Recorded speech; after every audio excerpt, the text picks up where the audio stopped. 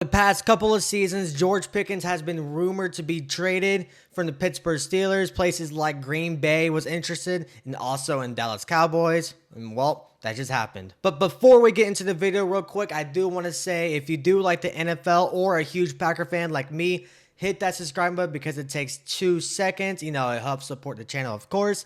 But now let's get into it. So George Pickens was traded from the Steelers to the Cowboys. The Cowboys also get the Steelers' 6th round pick, and the Cowboys will be trading a 3rd and a 5th round pick for next year.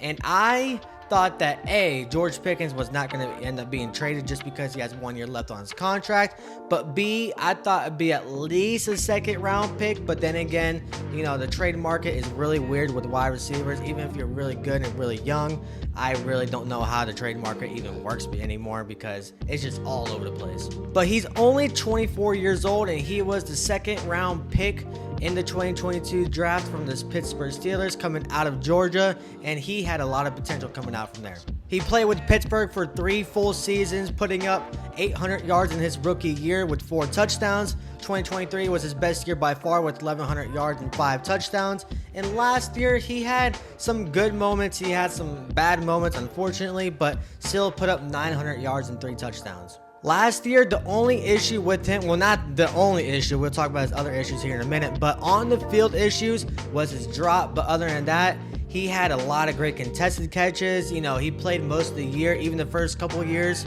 He was not injury prone at all. And like I said, he missed a couple of games last year, but it was nothing too serious. But overall, like I said, the drop numbers were a little bit high, but still, you know, could be, of course, worked on. But overall, still pretty good. And now we're going to talk about his other issues. So if you've been following the NFL or as a Pittsburgh Steelers fan, George Pickens, or actually, it's funny enough, the Steelers wide receiver room is always full of diva, it feels like. You know, with Juju, with Antonio Brown, Chase Claypool. I feel like every Steelers wide receiver have some kind of issue, at least if they're good. But George Pickens, yeah, he had a little bit issues too.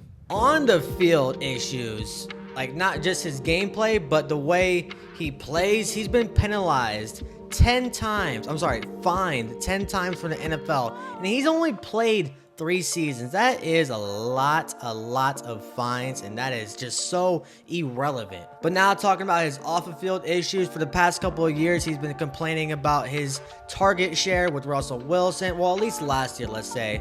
And like I said, he had 900 yards last year, 3 touchdowns, but he still was complaining about his targets, even though he had 100 targets last year. He also, you know, just had a little bit of internal beef, probably with Russell Wilson, probably with some coaches. So, you know, unfortunately, that happens with a lot of players, and now George Pickens is one of those players. He's also known for putting out a lot of crazy tweets like "free me" and other stuff like that, and then deletes it a little bit later.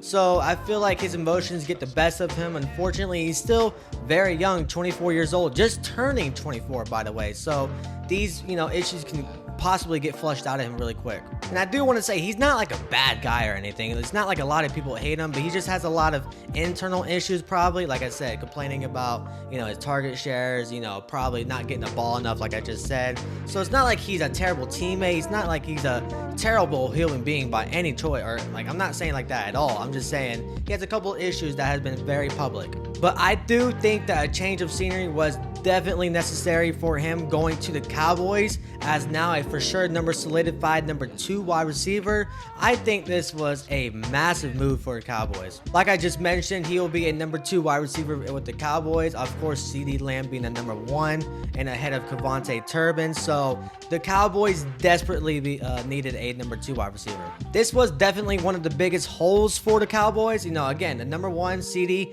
easy peasy, but the wide receiver room was not looking good, and the Cowboys didn't even address it in the draft, and now it makes perfect sense why they didn't, because they got George Pickens. And only giving up a 3rd round pick and a 5th round pick for next year. Now the 5th round pick might be a little bit too much, you know, like, you know, not enough draft picks, but they did get a 6th round pick in return. But for a caliber player like this, where he only has 1 year left on his contract, so that is a little like, you know, he's got to really hit right here.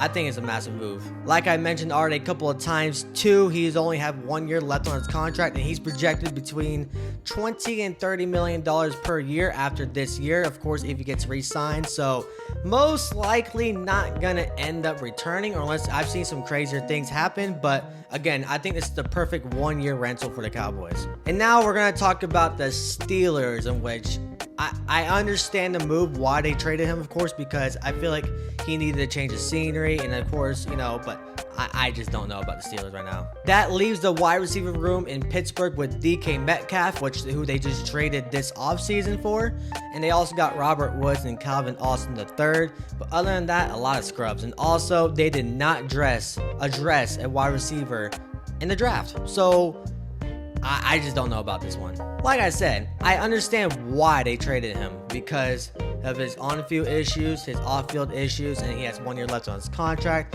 It just wasn't working out. But I mean, I feel like you should have traded him before the draft, or at least address the wide receiver in the second or third round, but not even just drafting one late rounds. They didn't draft one, period. So that leaves up a lot of question marks for the wide receiver room, and that unfortunately does not sit well with Aaron Rodgers. Yes, it is literally May 7th, and Aaron Rodgers is still not officially signed to the Steelers, even though there's been so many rumors, so many just storylines of him possibly joining the Steelers, but this definitely makes the case worse for him. Aaron Rodgers was already wishy-washy the last couple weeks, couple months of, you know, deciding if he's going to retire, if he's going to go maybe play with the Giants before, of course, they re-signed Russell Wilson and all that. But now they got DK, which obviously he's a ball hog, like he's a top wide receiver for a reason, but now, oof. And the Steelers are a good team, don't get me wrong here, but yeah, like I said, the wide receiver room looks a little bit questionable, and I don't even know if it's gonna, you know, make Aaron Rodgers even want to join them anymore. And I don't mind the draft capital the Steelers got. They got a 3rd round pick, and like I said, he most likely wasn't going to re-sign with the Steelers either, just because they just paid DK Metcalf like $30 million a year for a 5-year contract. I forgot the exact numbers, but I don't see them paying 2 wide receivers, just like the Bengals are doing with T. Higgins and Jamar Chase.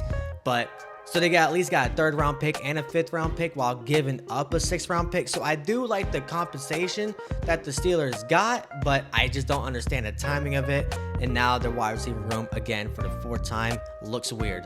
But I will give the Cowboys a grade A here. Again, I know it's most likely going to be a 1 year rental, but he is a freaking dog. And who knows? I mean, he might even re-sign with the Cowboys. The freaking salary cap don't make any sense anyways.